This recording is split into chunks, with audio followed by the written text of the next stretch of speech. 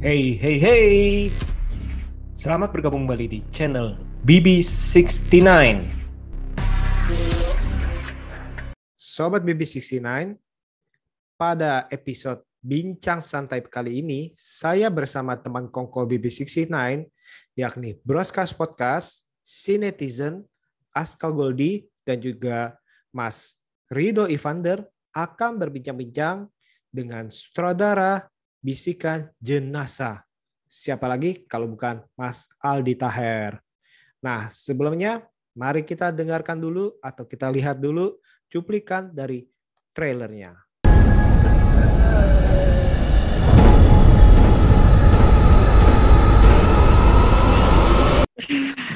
Jadi kita pengen ngobrol santai aja nih, bahas film yang baru aja tayang di bioskop seluruh Indonesia, Malaysia, sama luar negeri juga ya Mas ya. Amin. Malaysia juga ya bro? Iya, Malaysia bukan dimasuk ya kalau nggak salah. Enggak, ini gue belum tayang di Malaysia karena belum. Kendala pandemi. Ini gue pakai pemain ternama Malaysia. Iya, si Mbak Emma Lembong. Ya, film ini tayang kemarin ya, pada tanggal 4 November 2021, dibintangi oleh Mas Aldi Taher sendiri sama pemain dari Malaysia yang bernama Emma Lembong. Mungkin aku sedikit sinopsis dulu ya. Filmnya menceritakan tentang sepasang suami istri yang diperankan Mas Aldi sama Mbak Emma, sama-sama pakai nama Aldi sama Emma juga, di mana dia mau liburan ya, honeymoon, tapi kepentok gara-gara kerjaan suaminya di Kuala Lumpur. Terus kemudian tiba-tiba mereka menemukan homestay gratis. Dia gratis, di mana ternyata rumah itu ada misterinya. Ya, sinopsisnya kurang lebih seperti itulah ya. Nah, yang aku mau tanya sebenarnya pertama sama Mas Aldi nih, itu gimana cara berkomunikasi yang baik sama Mbak Emma itu? Kan Indo sama Malaysia, mungkin Mas Aldi agak diajari dulu atau gimana tuh Mas? Iya, bismillahirrahmanirrahim. Saya bukan ustazah ya, yang lagi saya ingatin ya. Saya ya oke. Kan cowok siap. Mas. Makanya kan saya bilang saya bukan ustazah. Siap. Kalau dibilang untuk soal komunikasi, ya karena kita satu rumpun, Malaysia, Brunei, Indonesia itu kita nggak perlu translator pun, ya beda kalau Prancis saya perlu translator ya. Kalau Inggris masih agak ngerti tapi nggak terlalu juga, karena saya kompor aja saya nggak tahu, lupa apa itu bahasa Inggrisnya kompor, saya nggak tahu ya. Kompor. Kompor Mas. Kompor tuh stove. Tapi kalau Malaysia mungkin kompor masih sama kompor. Nah, dan memang kalau untuk bahasa itu memang sengaja, karena kan diceritanya kan memang istrinya itu orang Malaysia. Jadi memang tidak perlu dia berbahasa Indonesia karena memang ceritanya mereka asli Malaysia dan kebetulan juga asli orang Malaysia. Jadi kalau dibilang komunikasi sama aja sih. Dia juga sering syuting sama Irwansyah, dia sering syuting sama pemain Indonesia. Terus juga kalau kita dengerin orang Malaysia ngobrol itu kemungkinan 80% kita paham.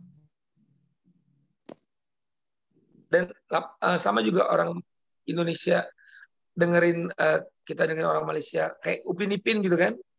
Dia nggak perlu translator kan, anak-anak pada paham gitu kan. Mirip kecuali ya Mas? Sama orang Afrika Utara mungkin harus ada translator gitu. Ya, nah, jadi alhamdulillah saya sudah menyelesaikan 90 menit tayangan itu sebagai sutradara ya, itu hal baru dan nggak mudah gitu ya, masih banyak belajar. Kalau sebagai pemain kan saya ya boleh dibilang saya bapak horor Indonesia kan. Coba cek dulu. Ngeri. Ya, serem. Indonesia. Nicholas Saputra kan bukan bapak film horor Indonesia, saya bapak film horor Indonesia. Bukan. Betul. Kalau Ratu Horor Susana. Betul. Jelas. Ya, Bapak horor, ya saya deklarasikan diri saya sebagai Bapak film horor Indonesia. Kenapa nggak Waduh. Raja, Mas? Kalau Ratu kan Susana, kan belum ada Raja. Kok Bapak? Ya udah, karena permintaan netizen ya udah saya rubah jadi Raja. Waduh. Jadi raja. Woi. Entah. Ya, ini yang tepat. Kalau saya deklarasi sendiri kan kayaknya agak Wah. aneh. Mancing Tapi kalau- dukungan ini ya. Saya Waduh, Mas Aldi waduh. ini. permintaan Kalau gitu netizen. mulai hari ini nih, Mas Aldi Taher nih jadi raja horor Indonesia. Waduh, mantap. Udah ya, udah. Mulai hari ini kita resmikan. Sebelumnya aku mau ngucapin dulu selamat datang untuk Mas Tiawan dari BB Channel, Halo. Mas Reza Helmi, selamat datang. Halo, Mas. Ya, ini Jadi konser nih tadi. Mirip ya, mirip. waduh.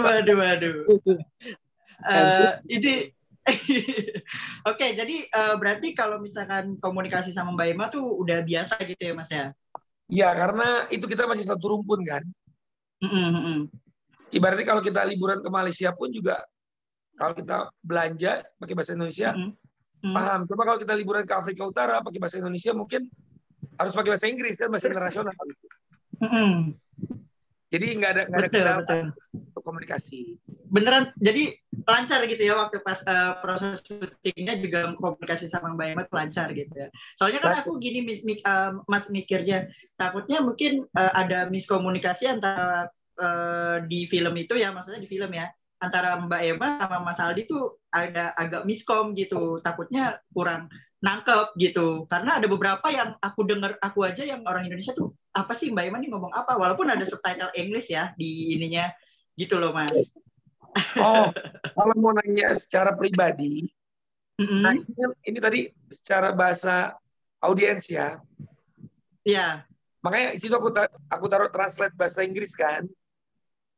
Tapi juga memang sengaja nggak aku taruh Emma dalam bahasa Malaysia terus aku translate ke Indonesia.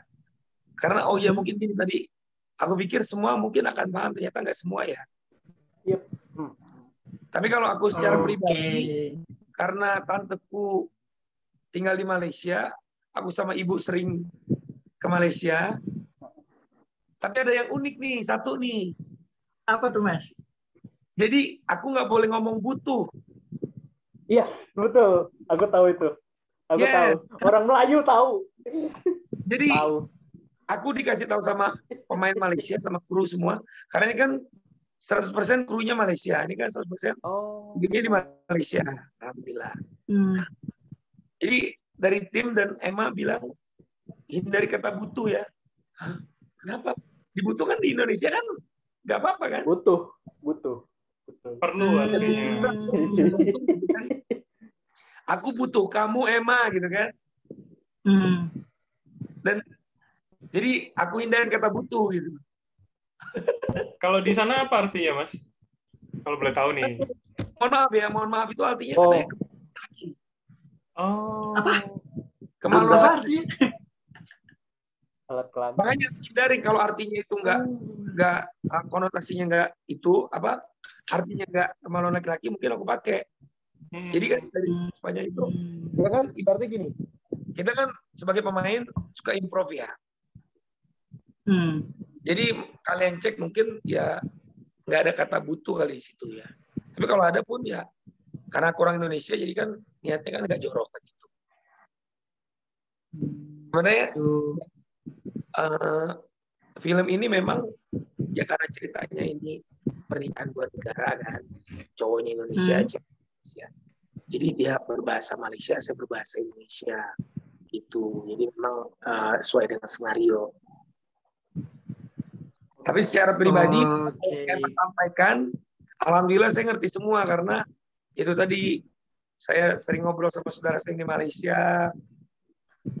Tapi ada satu kata yang apa ya? Sebenarnya dialog aja kayak misalkan cut, dia bilang cut, itu kan aku pikir cut syutingnya, jadi dipikir dia minta cut dulu. Dia dekat mana gitu kan. Oh gitu, jadi seru juga ya. Mungkin sahabat netizen yang lain mau ada pertanyaan dari mau nanya dong. Mas Bram atau Mas Rido gitu. Mas Rido atau dulu. Mas Christian. Oh, silakan. Jadi ini kan pertanyaan sama sutradara, karena aku juga sutradara film. Ya. Aku pengen nanya nih. Saingan Ini nih. ini kan debut perdana penyutradarannya Mas Aldi Taher ya.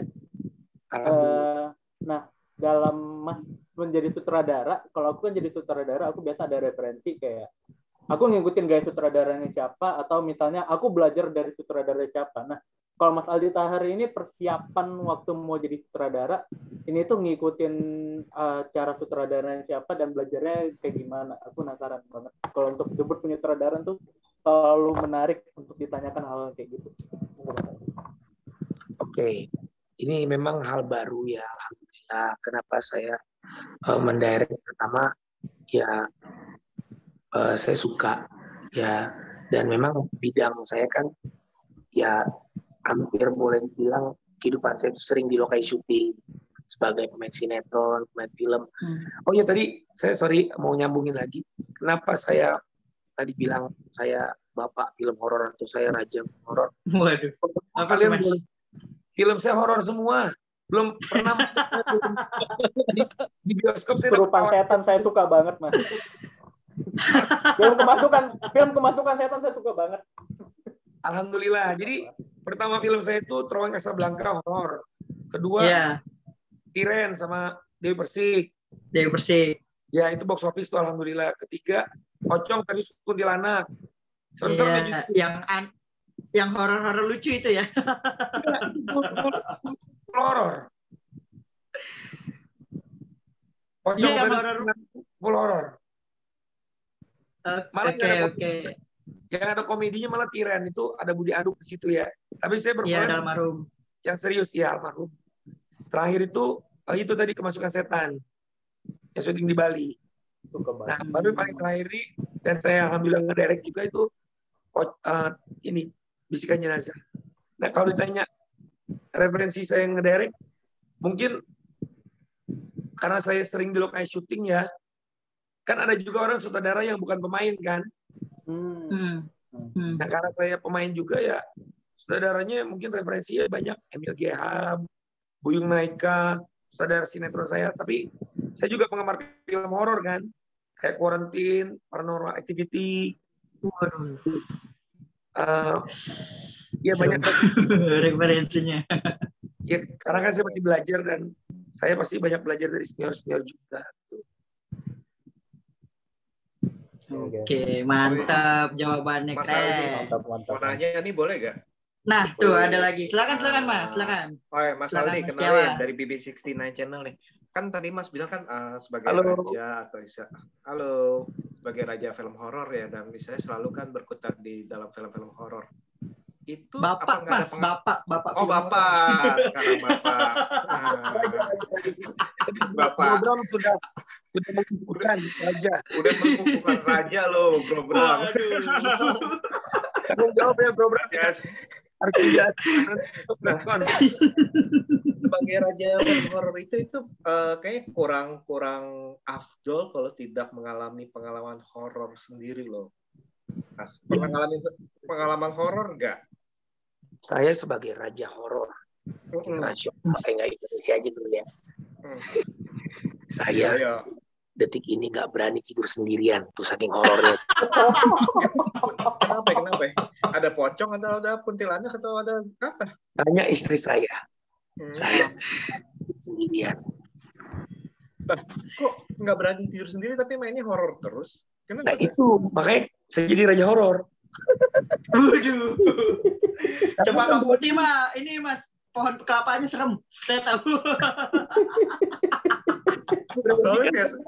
Soalnya biasanya itu orang yang bekerja dalam misalnya bikin film horor atau istilahnya yang main film horor itu justru orang yang nggak punya atau hal-hal goib istilahnya seperti itu. Justru dengan saya raja film horor, saya main film horor tapi saya nggak berani tidur sendirian.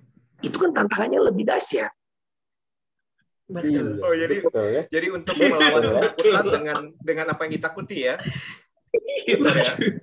Mas, tapi kalau boleh tahu selama proses syuting gimana, Mas? Ada apa pengalaman horor kah atau penampakan dan segala macam yang dirasakan kru dan pemain? Itu rumahnya benar-benar spooky. Bener angker ya Mas ya? Kalau dibilang angker saya nggak tahu ya. Itu rumahnya benar-benar spooky dan saya masuk rumah itu aja langsung merinding karena rumahnya di bukit. Itu rumahnya di bukit, tetangga kanan kiri itu nggak banyak dan itu benar-benar jauh dari perkotaan Kuala Lumpur, itu kan di Taman Tun di bukit. Nah itu memang sepi suasananya.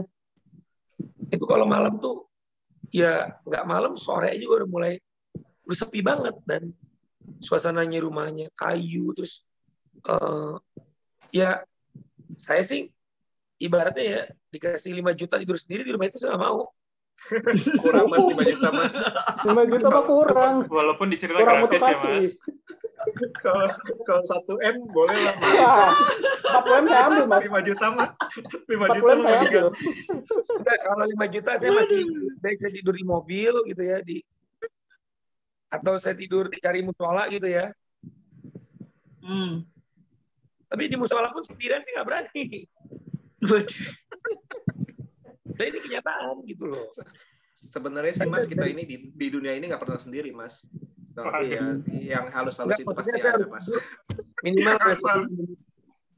satu orang gitu. Kalau sendirian dimanapun saya nggak berani. Ada trauma apa gimana Mas? Kenapa Dari menyebabkan kecil. tidak pernah?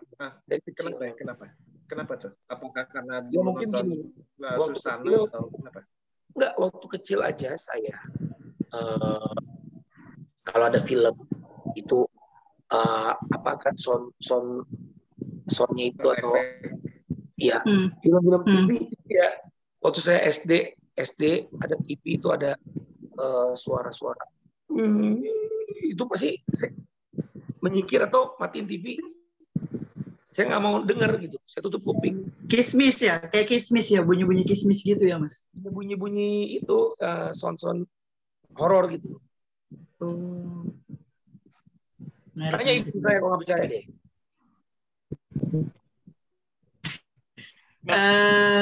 Mas, kalau boleh, tadi kan Mas sudah bilang apa semua kru dari Malaysia, terus kemudian yang jadi istrinya Mas Aldi di cerita juga kemudian bintang Malaysia gitu kan.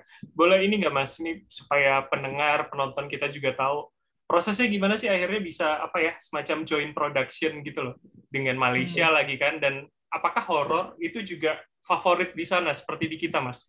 Horor kita kan banyak banget. Jadi Bismillah. Awalnya saya bisa join dengan Malaysia, alhamdulillah ini silaturahmi, ya yang menyilaturahmikan itu almarhum Dea Irawan, ya aktris yang memperoleh banyak piala citra ya, karya almarhumah. Nah beliau kenalkan saya dengan seorang boleh dibilang di sana tuh penulis ternama juga. Beliau juga produser tapi untuk dokumenter ya. Nah akhirnya beliau ngobrol ya, aku beliau tertarik. Akhirnya kita mulai meeting di WhatsApp gitu ya. Terus dia kirim cerita aku. Nah jadi ini cerita ini itu awalnya aku yang konsepin, terus ditambah dia dengan twist ceritanya itu yang tema harus minum obat zina itu. Jadi ini gabungan 2 cerita. Karena itu kan juga insya Allah keren ya ceritanya ya di luar. Aku bilang, kamu mau nambahin nih biar lebih berisi lagi. Alhamdulillah dia tulis. Nah pas aku baca, wow keren banget ini gitu, alhamdulillah. Nah akhirnya ceritanya jadi lebih luas kan. Kalau untuk kru segala macam ya karena ini syuting di Malaysia, terus dia juga punya pengalaman ada production house ya, Langit Terang Production, jadi kerjasama nih Bersahaja Entertainment dengan Langit Terang. Nah jadi kalau ditanya gimana cikal bakalnya itu almarhum Dea Irawan yang mensilaturahmikan. Awalnya itu ya. Nah, beliau senior ya di dunia sineas Indonesia ya. Tapi kalau Mas Aldi lihat nih Mas, untuk horor Indonesia dan horor Malaysia tuh sama mirip kah atau gimana? Kan kalau dilihat ini kayaknya target pasarnya Indonesia dan Malaysia nih Mas. Ya, menurut saya masih satu genre, satu ini ya, satu style ya. Satu Kan jenis hantu. Iya, kalau ngomongin horor Thailand ya, horor Amerika gitu ya, film horor udah beda kan. Nah, di Indonesia dan Malaysia itu masih punya kesamaan. Di sana kan sebelumnya ada film Munafik ya, yang betul. Aku juga rame. Yang nge-booming. Dan terakhir tuh ada film Titik Kamal, judulnya Makmum. Dan itu di Malaysia sangat box office. Padahal 100% itu film Indonesia. Gitu. Jadi mereka ini rangka mencoba, Mas? Mencoba membuat horor yang mirip seperti itu? Enggak sih. Jadi justru karena kan kita punya banyak kesamaan nih. Indonesia Malaysia kan satu rumpun. Jadi dan ini belum pernah terjadi mungkin. Belum pernah terjadi pemain Indonesia Malaysia ya main horor bareng gitu. Mungkin kalau cerita drama mungkin udah pernah terjadi ya. Udah. Atau komedi ya kan? Udah pernah. Warkop juga pernah syuting di Malaysia kan kalau nggak salah. Iya. Kalau komedi. Iya, kalau horor ini pertama kali dan karena tidak ada ya karena banyak kesamaan antara Indonesia dan Malaysia film horor, jadi kita nggak perlu buat satu hal yang perlu didebatkan gitu. Nggak jauh-jauh banget lah ya tipe hantunya ya ibaratnya. Banyak kesamaan menurut saya untuk film horor dan Malaysia Indonesia.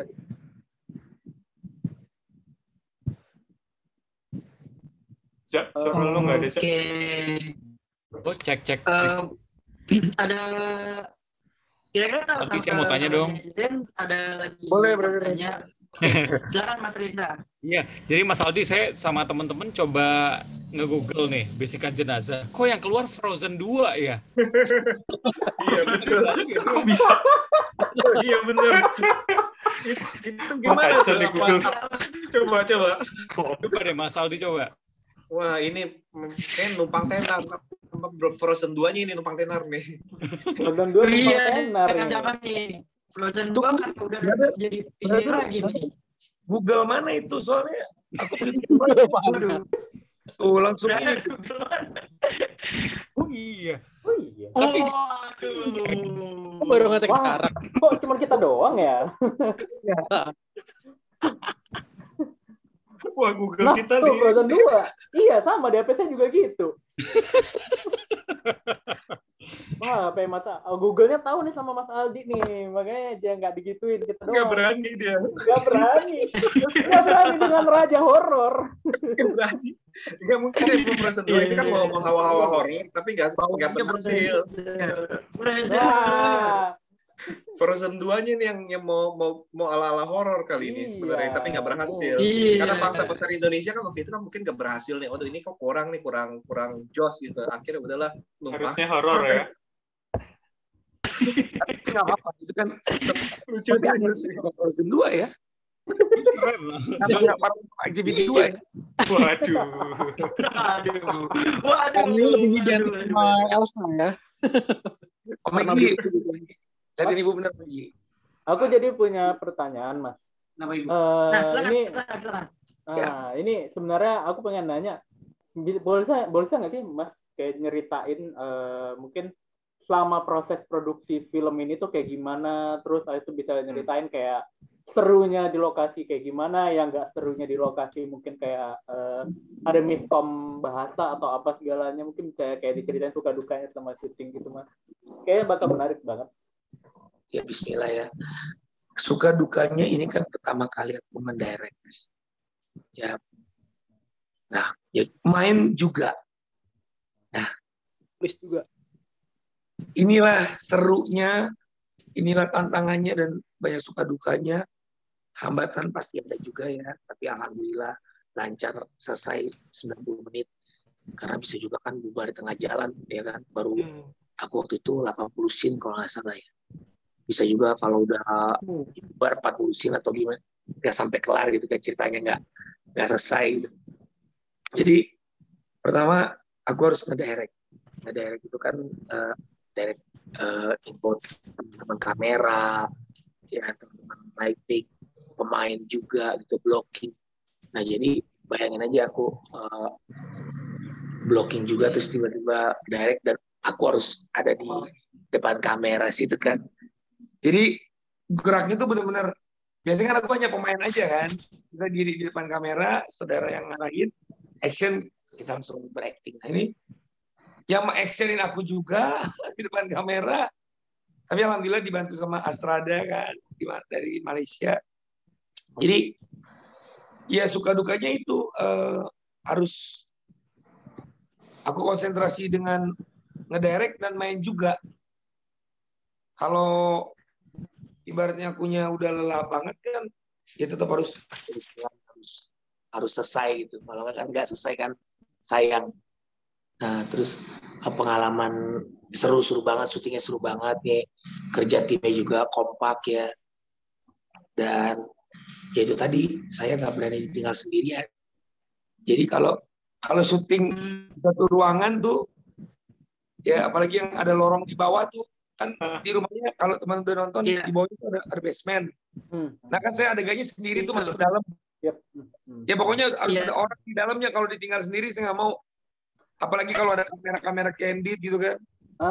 Sampai dikerjain karena dia tahu kan aku kan penakut gitu ya. Ditinggal udah nih kita kamera candid aja ya. No way, harus. Jadi kita tahu aku penakut, tinggal udah nih kita coba aja nanti biar horor banget katanya. Enggak, kali ini tetap aja acting kalau film. Mas, tapi kalau boleh tahu set rumah itu rumah biasa yang memang ditempati orang atau emang rumah lama yang udah lapuk seperti yang di film itu sih aslinya, atau lama nggak ditempatin? Aslinya sih rumah tapi ditempatin, tapi nggak banyak orang, cuma ada 1-2 orang. Oke. Dan itu kondisinya memang sepi dari sekitar. Karena memang nggak banyak rumah di situ kan, di bukit kan, kompleknya di bukit, naik ke atas gitu. Dan ada satu scene yang seperti teman-teman lihat di detik, ya itu aku nggak tahu itu sosok siapa, ya. Nah jadi muncul pas si Emma masuk, ya yang nyari boneka yang semalam harus dilihat. Nah itu ada satu sosok, itu di back screen tuh kan kelihatan banget karakternya. Dan aku coba review lagi tuh, ada sosok mundur gitu pucat, dan pas aku lihat deket lagi, aku nggak muka-muka. Kalau muka kru kan aku lumayan lama bareng ya.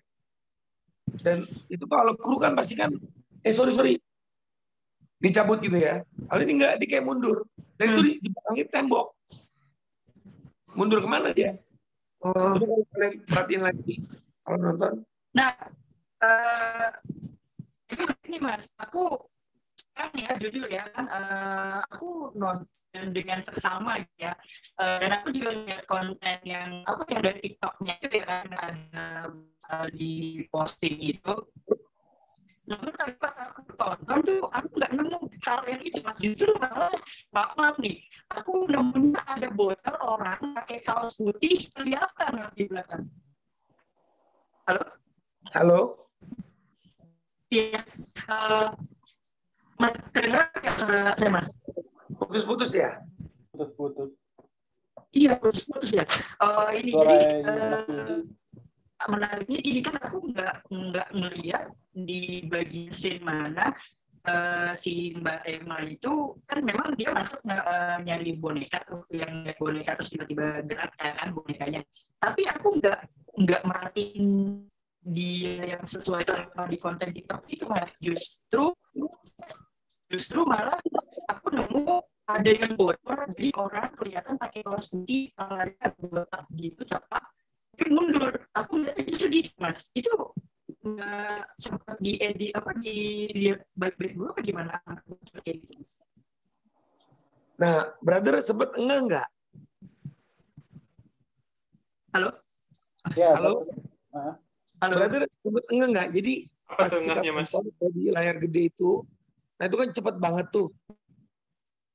Nah, waktu aku ngedit, pasti kan kalau kita ngedit itu kan gambar, itu kan jelas kan, apalagi di layar laptop atau layar editing gitu ya. Nah, waktu aku ngedit itu nggak ada. Iya.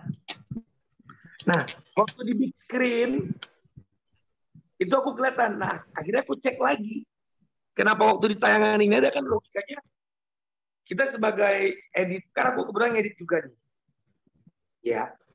Ya betul. Saya lihat Mas Aldi editor juga, Mas Kah juga. Tapi dibantu juga ada Mas Sugi Kompros itu untuk boleh dibilang apa ya, biar memperhalus gitu ya. Nah, tapi untuk seluruh cerita aku ya, karena kan aku yang nulis, terus bareng sama produsen kebetulan ngedirect, jadi supervisi juga kan, cek. Nah, aku yang gambar-gambar itu aku yang bareng, sampai color grading itu kan aku yang nunggu di studio ya kan, sama editor gitu ya. Itu kita nggak lihat, mungkin dong bocor itu kita bocorin gitu kan. Nah, sedangkan tapi yang kelihatan tadi iya kenapa Mas ya? Sedangkan kenapa? Sedangkan di samping itu tembok. Kalaupun orang nggak mungkin bisa mundur. Nah, ini yang mau saya tanyakan nih, Mas Aldi. Pas kalau di Indonesia kan biasanya kan sebelum syuting film horor, mau itu di rumah tua mau rumah muda istilahnya, itu kan pasti kan ada proses pengusiran setan dulu istilahnya, izin. Di Malaysia nggak ada tuh, Mas Aldi. Apa jadi dilakukan kalau juga? Ibaratnya kulunwon ya. Jadi sebelum syuting kan biasanya kan ada tuh istilahnya proses pembersihan. Betul, permisi segala macam. Ya. Kalau permisi kita pasti sebelum kita bekerja, mau film horor, mau film drama, mau film komedi, pasti kita bismillah. Betul. Dan saya buat film horor ini memang tidak mau bersinggungan dengan makhluk lain. Ya jin lah, kita sebutnya jin ya. Makhluk lain itu kan jin. Ya. Nah, saya memang ya kalau saya bersinggungan dengan jin itu kan syirik jatuhnya kan. Misalkan sengaja manggil terus berinteraksi itu kan syirik. Ya kan, nggak boleh bersekutu dengan jin. Oke, jadi sampai berbicara ini dengan tetap entertain, ini hiburan. Kalau dibilang izin, alhamdulillah kita baca doa dan kita bilang, insya Allah kita nggak niat mengganggu, kita mau berkarya, mencari nafkah ya. Terus ya pokoknya ya makhluk itu kan ada sebenarnya, ya jin itu ada. Ya. Dan kalaupun misalkan dia menampakkan diri kan itu nggak kita undang segala macam. Dan ini kan aku fokus dengan cerita.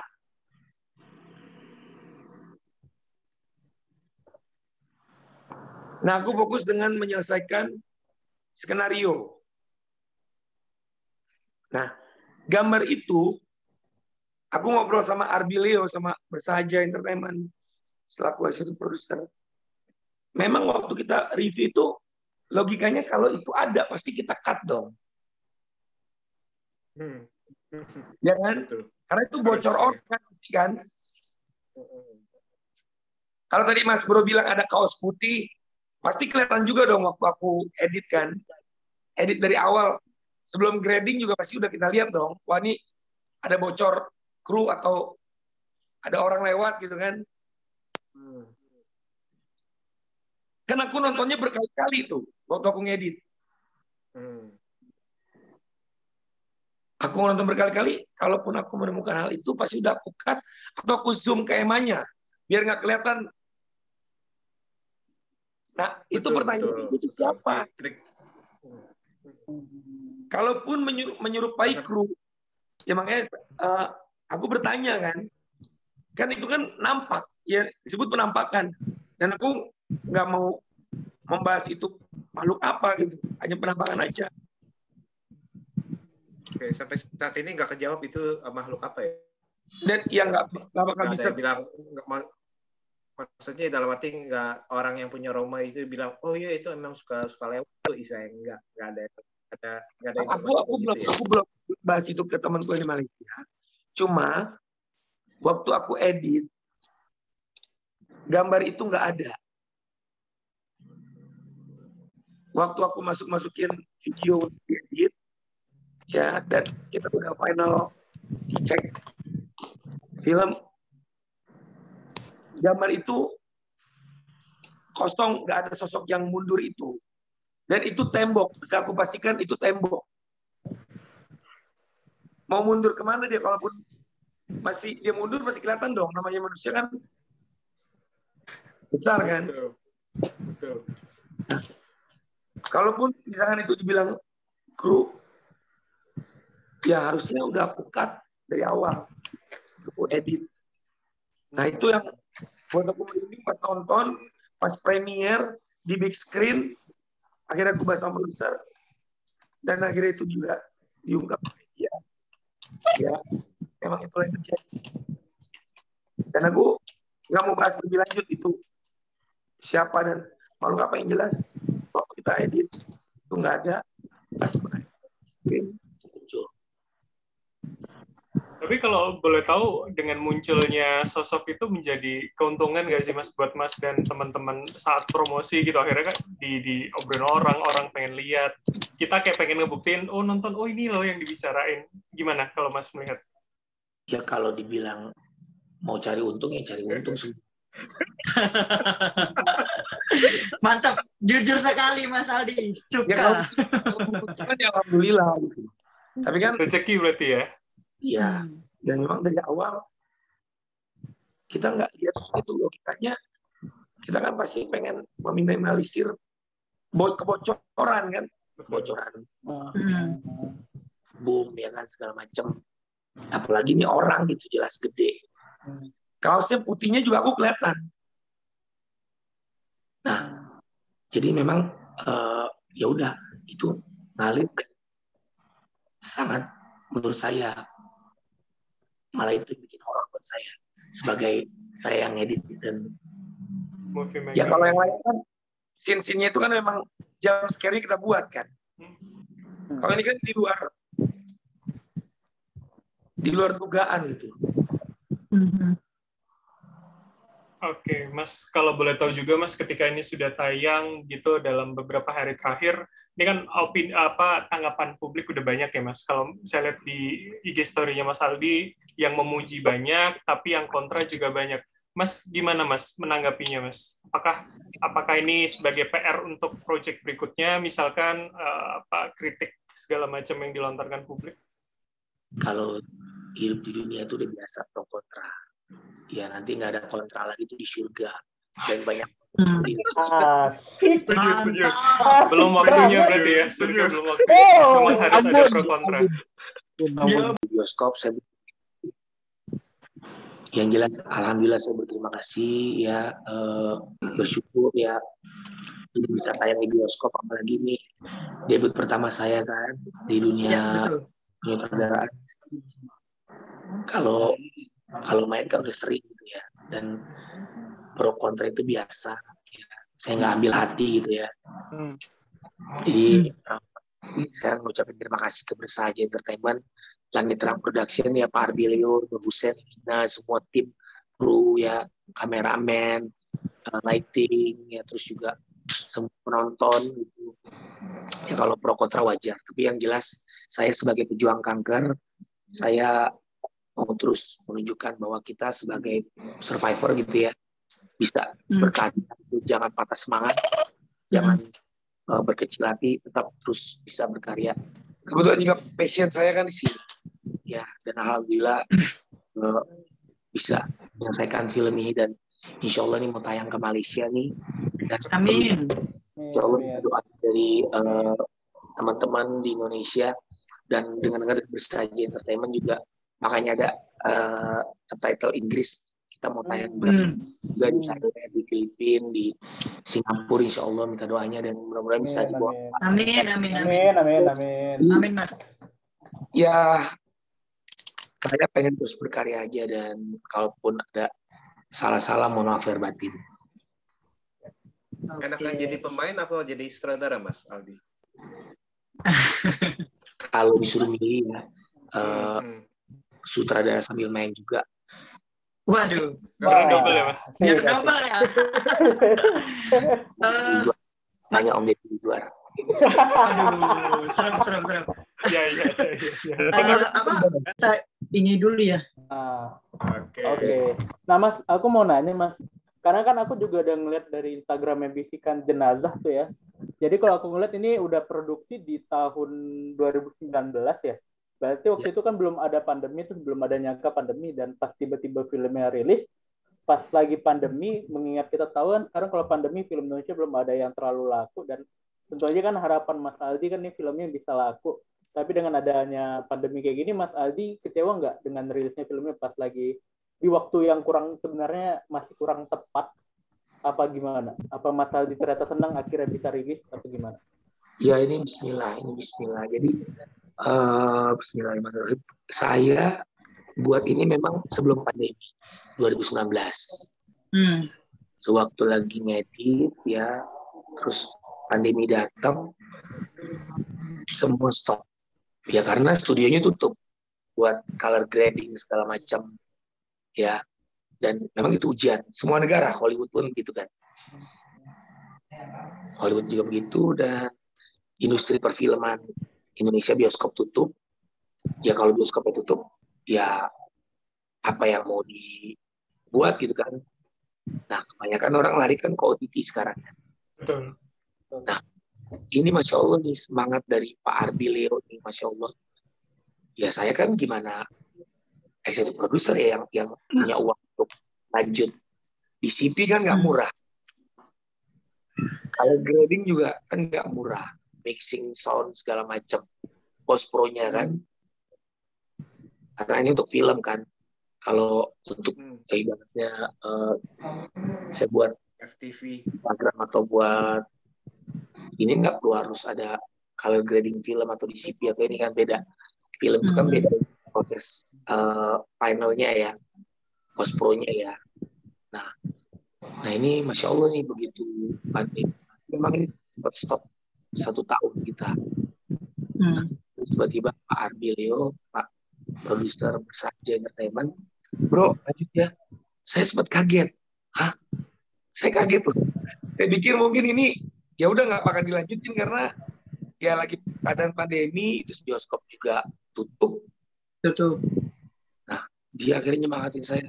Lanjut brother, ayo dong. Mana semangatnya Aldi Taher nih? Wah, saya ditantang begitu akhirnya saya jadi semangat lagi. Siapa bos? Ya udah langsung kita studio bareng, kita lanjutin grading, lanjutin sound mixing gitu kan. Begitu dapat tanggal di bioskop, waduh itu kita seneng banget ya, alhamdulillah. Premier ya, haru ya. Kita sebagai yang terlibat di produksi terharu gitu ya.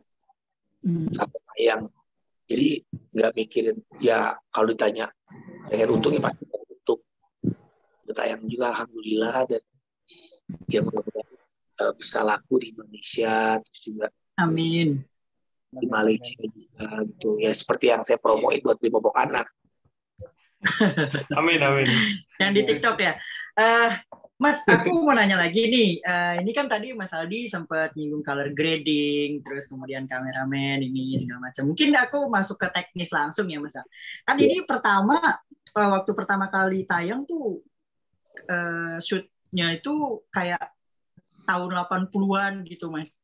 Awal-awal kayak agak gimana gitu ya kan. Terus tapi tiba-tiba ke sininya tuh makin bagus tuh, Mas. Itu emang beda-beda pendapat atau pendapat beda-beda shoot gitu, pakai kameranya beda atau gimana tuh, Mas? Apa emang dari awal emang sengaja dibikin kayak gitu dulu, terus tiba-tiba jadi penggambarannya tuh jadi langsung bagus gitu. Karena aku sadar pas waktu bagus-bagusnya jernih-nya itu yang Mas Aldi lagi di pasar tuh sama si bapak-bapak itu yang ya takut bini ya gitu. Oke. Gitu Mas. Sebenarnya gini. Gimana tuh Mas? Ya kalau dibilang masuk klasiknya itu karena kita pakai mobil klasik ya.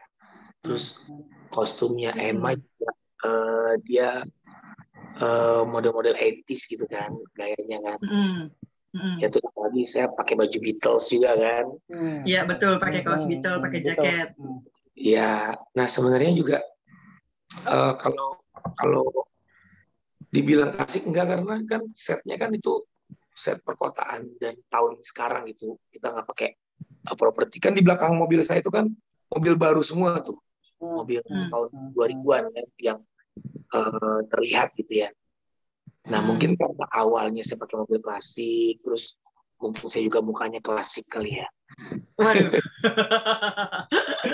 Tapi memang akhirnya terus properti di dalam rumah itu juga banyak klasik ya. Antik-antik. Ya kan nggak mungkin begitu saya ke pasar jadi tahun 60 kan nggak mungkin kan. Iya benar. Ya mungkin memang aja kali. Tapi kalau dari segi kamera semua sama. Mungkin karena setnya aja. Oh gitu. Tapi ada tujuan ini nggak Mas? Misalkan timeline-nya ini menggambarkan di tahun berapa gitu dengan mobil klasik orange di awal itu. Mungkin memang tidak 2021 ibaratnya. Apa gimana? Mungkin dia menggambarkan si Aldi ini karakternya yang suka klasik. Karena dia kan ngomong. Si Emanya kan gak suka klasik tuh. Emma sejak kapan kamu suka klasik? Si Aldi sih suka. Dan dari awal memang sampai temanku juga ada sineas juga dibilang bisa ini horor klasik. Waduh, mantap. Ya, dan sebenarnya penilaian itu kan bisa masing-masing ya. Mungkin memang aku juga pas ngelihat ngomong sama tim. Kok kita jadi kayak film klasik gitu ya? Iya, soalnya di endingnya juga aku merasa endingnya penutupnya itu mesin ketik itu kan klasik juga Mas. Iya, nggak merasa sih kayak gitu sih. Iya kayak kismis gitu kan di ketik gitu. Harusnya pakai tab ya. Waduh. Baru pakai tab. Mas mau nanya, kalau Bisikan Jenazah itu sebenarnya inspirasi ceritanya dari mana ya? Soalnya kan kalau kita lihat kan emang ceritanya lumayan unik ya. Lebih kayak film-filmnya siapa ya? Film-filmnya kayak merasa kayak The Shining-nya Stanley Kubrick banget kalau secara cerita. Ngambil inspirasi dari mana? Nah, aku justru kalau cerita awal itu memang tertuang dari ide imajinasi aku aja muncul. Nah, aku nggak ada referensi manapun, cuma pas pengadeganannya pas itu kalau secara cerita awal ya cerita utuh awal konsepnya itu ide itu aku memang imajinasi muncul dari aku tuh suami istri suaminya dari Indonesia terus istrinya orang Malaysia dia nikahnya di Indonesia. Terus dia ada kerjaan di Malaysia, kita dia mau honeymoon, ada kerjaan dulu, dan ternyata di rumah itu ada kejadian, rumah itu ternyata orang yang pesugihan gitu, hasil dari pesugihan, ternyata keluarganya anak dan istrinya itu dibunuh untuk jadi tumbal setan gitu ya. Itu full imajinasi dan akhirnya si Emma itu kerasukan arwah laki-laki yang ada di kursi goyang di belakang rumah itu kan sebenarnya kan poinnya itu si laki-laki itu mau minta maaf karena dia udah melakukan kesalahan dan dia tidak diterima di bumi kan mayat 3 hari ada di kursi goyang. Jadi memang awalnya full imajinasi aku aja. Mas, tapi kalau boleh tahu secara plot itu gantian, memang ini seperti ini Mas, seperti apa? Multi problem gitu loh. Kan ternyata kalau dari Mas menggambarkan pengennya memang ada banyak masalah, dan biang keroknya nggak cuma satu loh ternyata si bapak itu. Gimana Mas sebenarnya? Sebenarnya biang keroknya si bapak itu. Tapi kan dalam perjalanannya kayaknya ada hantu-hantu lain gitu loh, nggak langsung seakan-akan si bapak yang memberitahu bahwa mayatku di belakang loh gitu. Nah, memang biang keroknya si bapak. Terus kan itu ingat nggak pas kejadian si Emma itu malam-malam turun dari tangga terus dia yang sendiri ya. Iya. Ngobrol dua sosok. Yang dia ngobrol, ya, oke. Itu kan ngobrol si sosok suami istri di situ. Makanya kan ada suara cowok, suara cewek. Nah, si cowoknya, itu mungkin ya teman-teman, karena itu dalam bahasa Malaysia kan. Tapi kita paham sih, karena kan ada subtitle Inggrisnya. Ada subtitle bahasa Inggris. Nah, itu jadi kalau yang penampakan di wastafel itu memang itu hantu istrinya. Oke.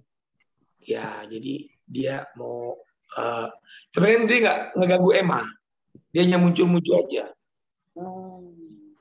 Cuman endingnya itu si laki-laki itu dia minta dikuburkan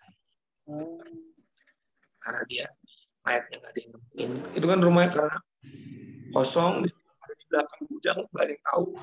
Makanya si Emma itu seperti dibisikkan oleh si jenazah itu untuk ke sana, dan si Aldi ini nggak selama ini memang si Emma itu dia diganggu makhluk lain, makanya endingnya dia kesurupan dan membawa si Aldi itu ke belakang untuk menemukan jasad dan akhirnya terungkapkan. Ini mungkin nyambung dari yang tadi soal ending. Kan pada akhirnya di ending setelah Mas Aldi nutup ini kan abis itu kan kayak ada tulisan Syukri, ternyata mayat tersebut adalah Syukri. Yang pengen kutanyain adalah kenapa Mas Aldi memilih menutup endingnya dengan tulisan itu, tapi bukan kayak lebih dijelasin dalam ceritanya, tapi malah lebih ke tulisan gitu Mas. Kayak menutupnya tuh dengan tulisan. Saya ingat terakhir tulisannya ternyata mayat tersebut bernama Syukri. Iya betul. Gitu. Dia melakukan pesugihan. Kenapa Mas Aldi memilih untuk menutup dengan tulisan, bukan kayak lebih ke diceritain visual gitu? Karena karya sebenarnya ide ya. Nah, ide itu yang muncul. Jadi kalau ditanya kenapanya, ya, ide itu muncul. Atau mungkin ada kayak pesan sesuatu yang mau disampaikan Mas, apa misalkan vibe kengerian dengan ending seperti itu, misalkan niatnya Mas Aldianti. Ya, yang jelas sih pesan yang mau disampaikan adalah jangan sampai kita pesugihan, jangan sampai kita syirik musyrik, karena akan yaitu tadi malah keluarga jadi korban, malah dirinya sendiri jadi korban yang nggak diterima di bumi gitu ya, malah jasadnya 3 hari kubur, dia kan sedih. Akhirnya dia tetap si Aldi ini kan sosok yang alhamdulillah dia sholat, dia baca Quran. Nah, si sosok si mayat tersebut dibilang lewat tubuhnya si Emma, dia minta sambungkan untuk dimaafkan. Cuman si Ali bilang dia tidak bisa, hanya Allah bisa nolong kamu. Jadi poinnya dia itu menyesal.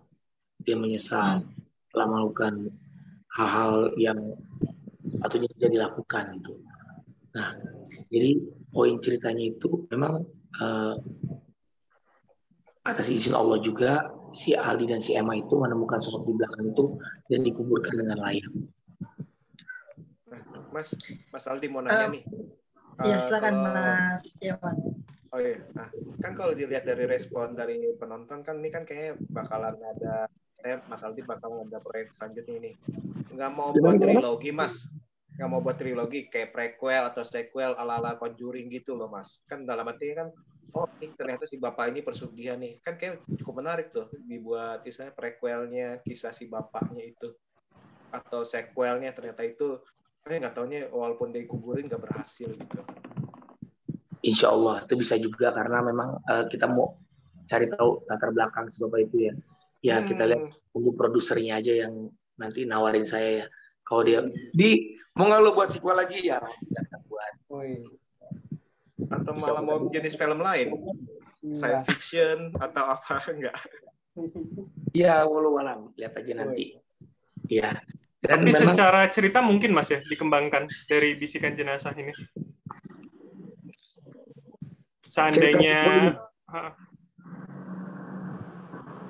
kalau aku lihat nih kayak horor kayak sebenarnya kan kalau hari itu ya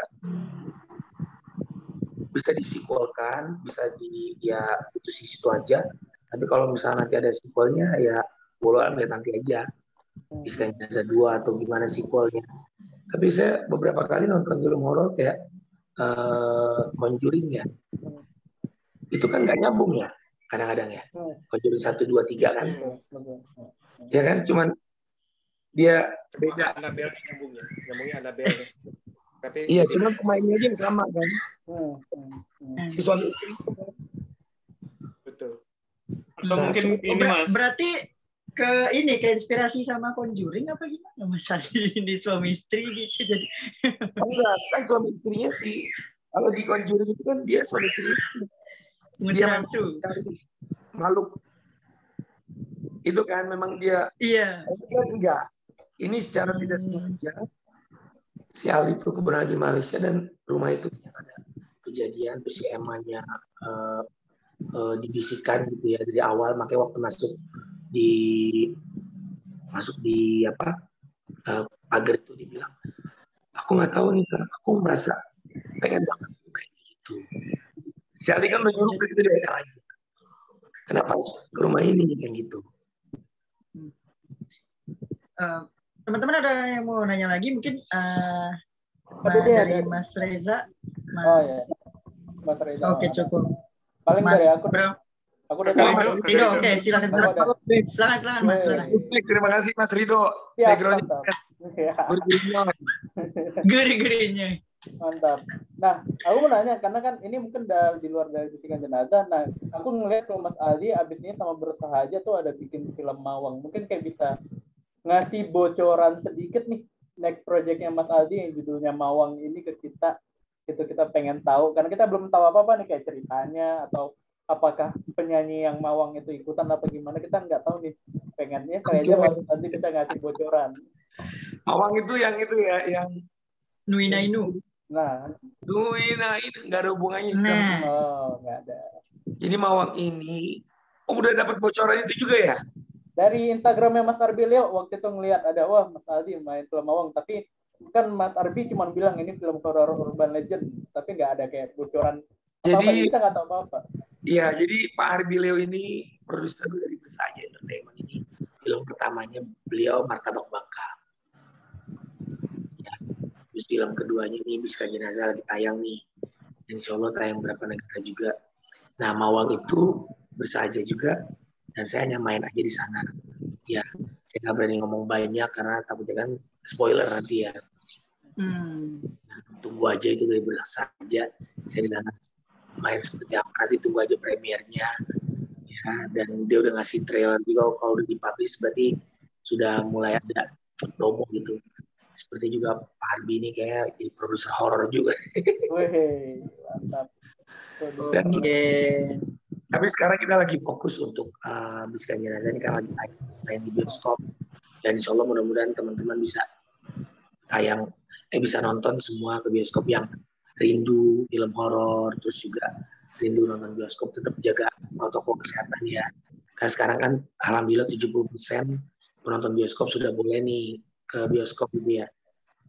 Jadi regulasinya dari pemerintah udah boleh peraturannya, dan ayo kita rame-rame semua nonton ke bioskop ya. Ingat jangan nonton sendirian. Di belakang nih, jangan nonton sendirian nih. Masih boleh tanya nggak? Boleh Mas, silakan. Nggak tertarik bikin apa? Serial, web series horor gitu kayak Ritual dan kawan-kawan. Kayak jurnal Risa gitu ya. Ke arah situ, Mas Aldi. Kan banyak tuh. Misalnya 8 episode aja. Belum tahu sih ya. Belum tahu sih, tapi kayaknya seru juga ya. Seru juga. Ini banyak bintang-bintang nih di sini nih. Calon bintang nih. Cowok semua. Waduh. Maksudnya pada Bercanda, Mas. Ya, tapi yang Muka-muka horor.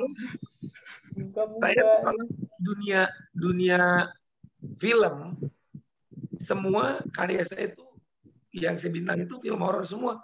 Belum pernah ada tawaran komedi atau padahal kalau di sinetron kan saya lebih banyak komedi ya. Betul. Apa itu ya? Kira-kira enggak tuh? Yang di Antv itu yang nama Bang Ocit. Itu Trio Ubur-Ubur. Oh iya, Trio Ubur-Ubur. Tawa Sutra. Iya. Tawa Sutra. Insya Allah kalau memang kita bisa buat serial di YouTube atau buat series di OTT horor, ya insya Allah nanti kalau memang ada rezekinya kita coba buat. Mas Aldi, aku mau nanya, ini kan kalau biasanya formula horor, film horor itu kan pasti akan ada flashback adegan di mana hantunya tuh diceritain sedikit gitu loh, apa sih yang terjadi, kenapa dia bisa mati gitu kan. Setiap film horor formulanya seperti itu. Nah, ini di sini emang Mas Aldi sengaja formula apa ya, bikinnya seperti itu yang sesuai si Mbak Emma kerasukan aja dengan dia berdialog kayak gitu, atau memang itu sudah dibikin tapi di-cut gitu, jadi ada durasi extended-nya gitu, kira-kira apa enggak gitu. Cerita flashback-nya itu dalam kata-kata yang pas closing itu ya, kenapa si ini gitu kan, menceritakan matinya kenapa. Jadi cuma kata-kata tulisan itu doang. Iya, dari kata-kata yang merasuki si Emma waktu dia turun dari tangga itu, malam-malam dia ada cowok-cowok yang di dalam dirinya itu emang itu menceritakan dari kata-katanya itu. Kalau dibuat flashback-nya nggak ada. Oh, memang segitulah adanya gitu ya Mas ya. Iya. Baik, sahabat netizen, ada yang mau ditanya lagi nggak nih kira-kira? Mungkin sebelum mau ditutup. Entah, ini ada sudut pandang. Mas Aska tadi mau nanya. Mas Aska iya, sudut pandang ini. Ya. Iya, dari tadi mau nanya tapi nggak dapat kesempatan. Sorry. Iya, ini makanya dilempar. Dilempar. Kita lempar ke Mas Aska yang mau bertanya dari tadi. Silakan Mas Aska, silakan. Disclaimer dulu Mas Aldi ya, ini Aska Goldiansyah bukan Aska Corbusier, jadi jangan tersinggung. Juga kok orang segitu enggak berotot juga kok. Jadi dari Corbusier. Ya itu disclaimer yang pertama ya Mas ya. Disclaimer yang kedua adalah mungkin saya salah satu peserta di sini yang sebenarnya jujur belum nonton filmnya, tapi penasaran banget pengen denger dari Mas Aldi Tahirnya sendiri gitu dengan diskusi kalian. Dan kemarin Mas Aldi Tahir juga sempat melakukan promosi di pinggir jalan dengan gimmick bawa posternya itu gitu kan. Sebagai bintang, sebagai filmmaker, sutradara, penulisnya, misalkan saya adalah orang di jalan yang melihat poster itu, apa alasan saya harus menonton film Bisikan Jenazah ini gitu? Apa yang ingin disampaikan sama Mas Aldi Tahir sebagai penonton awam yang ayo dong nonton, itu bujukannya apa gitu, supaya saya tertarik nonton filmnya. Gimana Mas? Silakan Mas. Saran saya Mas Azga Goldiansyah, jangan nonton sendirian, jangan nonton sendirian. Takut belum Mas. Jomblo Mas, gimana? Belum. Gimana Mas Aldi? Silakan. Ini kan yang lain semua udah pernah nonton ya, Mas Reza. Sudah. Hari pertama. Saya terus terang udah. Yang belum nonton berarti Mas Aska ya? Iya, betul. Mas Aska sama.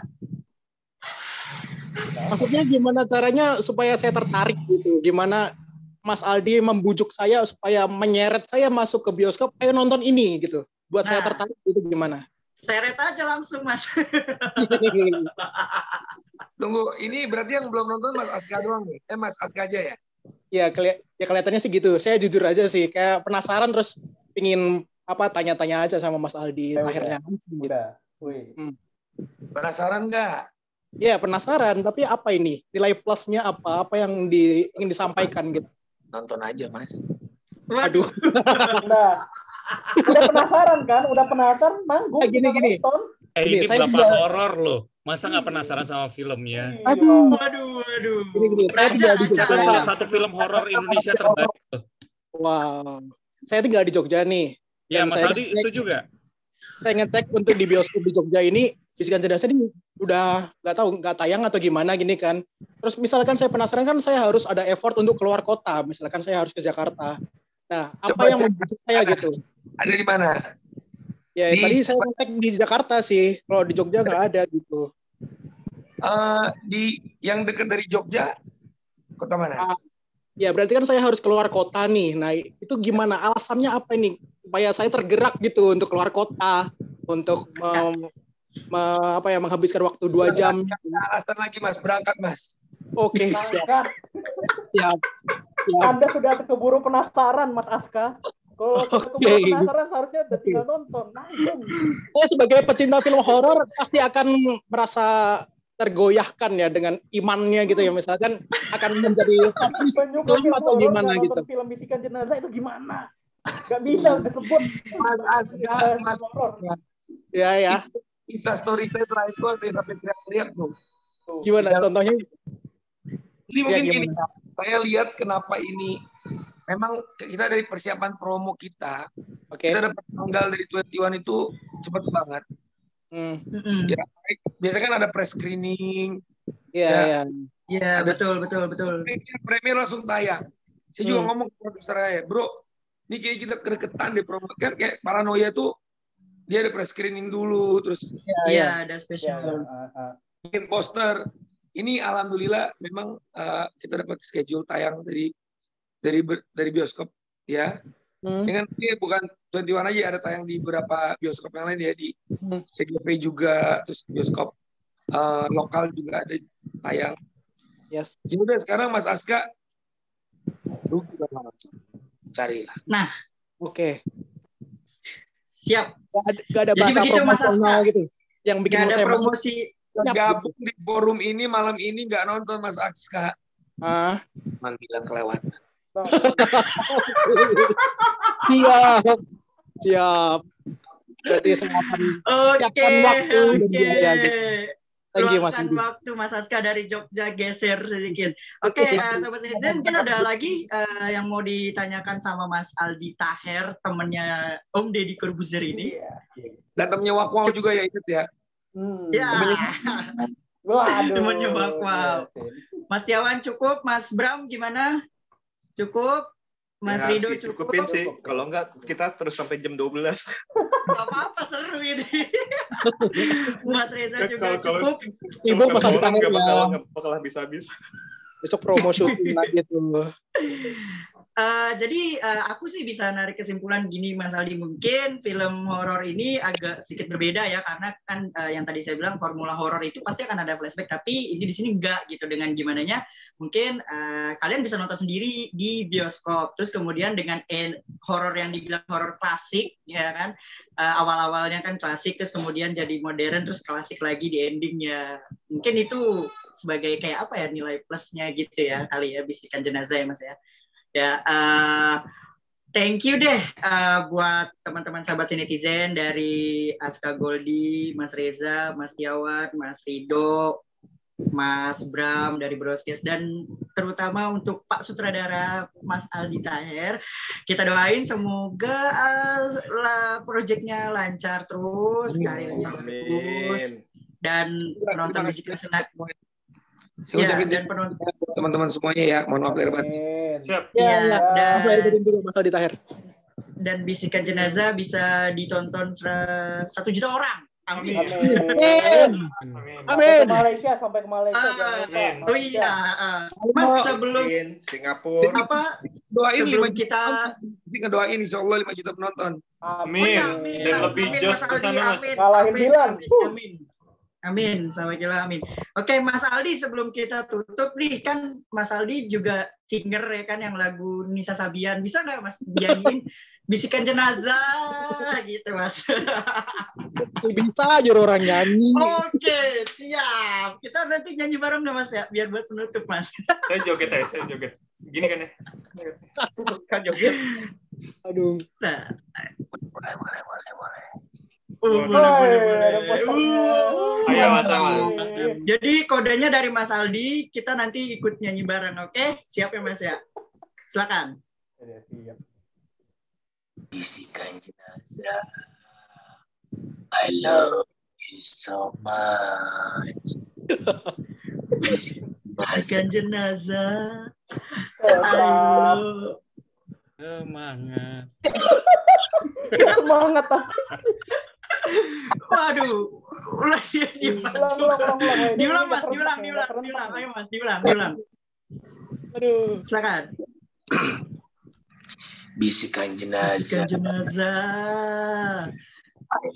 I love you so much.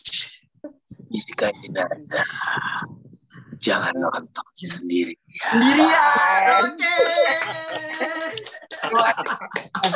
Thank you sekali lagi buat sobat-sobat netizen, dan jangan lupa saksikan Bisikan Jenazah di bioskop kesayangan kalian. Mumpung masih ada, jangan nonton sendirian. Thank you. Terima kasih. Assalamualaikum. Ya terus Mas Guru Lahir.